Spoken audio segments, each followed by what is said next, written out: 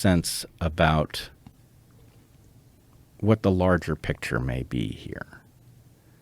So there was a concept that I was reluctant to talk about for months, right? It wouldn't let me go, but I was reluctant to talk about it publicly, and I finally did release it on DarkHorse. Admittedly, it needs a better name. I call it the time-traveling money printer. And to make a long story reasonably short, you presumably have thought a little bit about black budgets. Mm-hmm. So I guess for your audience, let me just briefly say that a black budget, in a democracy, the power of the purse allows something like the Congress to control, the intelligence community, for example, right? The intelligence community has to go to the Congress in order to get funding to do the things that it wants to do. But the intelligence community also has the capacity to do things that normal folks can't. And they can generate money that isn't on the books by using some of the advantages that come to them by virtue of their position. So you can imagine, for example, the DEA, it has to be involved in a certain number of drug deals in order to catch the bad guys, right? So it has some license to play in drug dealing, and you could imagine, this is not about the DEA, I'm just using them as an example. But the DEA, if it decided it needed a black budget that wasn't under the control of Congress, could use the leeway that it has in interacting with, drug cartels to generate money that it could then use without anybody being able to say no. So that's a black budget.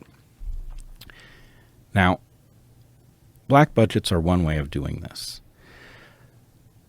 But anything else that can generate money that isn't accounted for in a normal, federal budget has the same potential. And what I want to do is just point out something that seems to have happened here that raises a financial question that I have not heard widely asked. So we've all gone through the thought exercise of, if you had a time machine, what would you do with it? All right. And one answer is, almost no matter who you are, even if you're a super good person who's interested in doing good things, money allows you to do good things. So your time machine, if it can go backwards in time, can allow you to buy Tesla or Apple or Amazon stock and turn a small amount of money into a huge amount of money. And if it can go forward in time, you have similar opportunities, right? You can see what's going to go up or down, and you can buy some or short. So anyway, a time machine would give you the opportunity to generate money. Now, as far as we know, time travel doesn't exist. I'm pretty compelled by Stephen Hawking's proof that it probably doesn't exist. You know about this? No. Stephen Hawking threw a party which he advertised for time travelers. He welcomed all time travelers to come, and none of them showed up. And he said, well, I guess it doesn't exist, right? Because if it did, they'd come. So anyway, let's assume time travel doesn't exist. There's another way of doing the same thing without an actual time machine, right? Printing money. And it requires an awful lot of power to either shape history or slow regular folks down in how much they realize and how quickly they realize it. Right? If you're in a position to do that, then you can print money, right? If you know what's coming, if you know what history is going to do. It's a kind of insider information that is hard to prosecute. It's not like knowing something about a stock price from being an insider. And anyway, so my point is this. There is substantial evidence that COVID began circulating such that it was an important component of what unfolded at the military games in Wuhan in September of 2019. And there's been lots of talk in various publications at this point about the possibility that COVID was circulating earlier than we knew.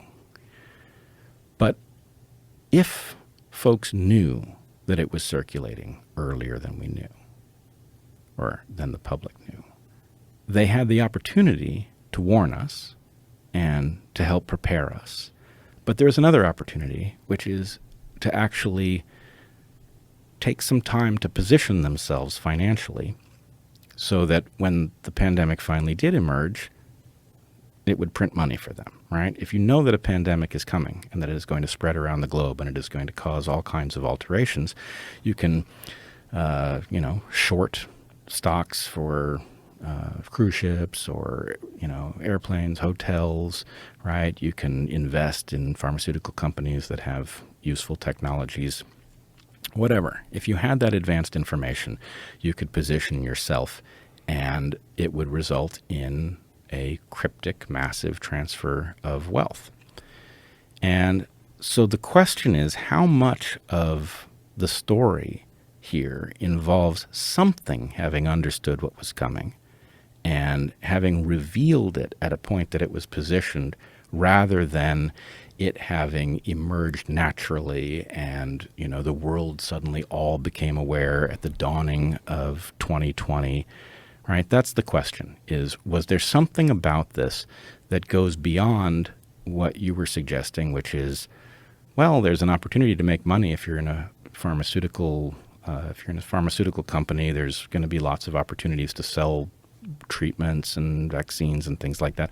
That's all true, but there's a much bigger opportunity if somebody is willing to effectively slow down the public awareness of a historical event. And I guess the last thing I would say on that is the environment that we live in, the environment that actually results in you and me doing what we get to do in podcast space, is an environment that exists primarily because people are absolutely starved for reliable sources, right? Every paper is broken. Every university is broken. And that means that people are left to find voices that, for whatever reason, are credible because they're honest, because they correct their mistakes, whatever. And I guess the point I would make is that the question of zero being a special number interfaces the question of the time-traveling money printer, in the sense that keeping people from having mechanisms that tell them what's true is an excellent way of detaining them, so that this sort of financial gamesmanship can unfold.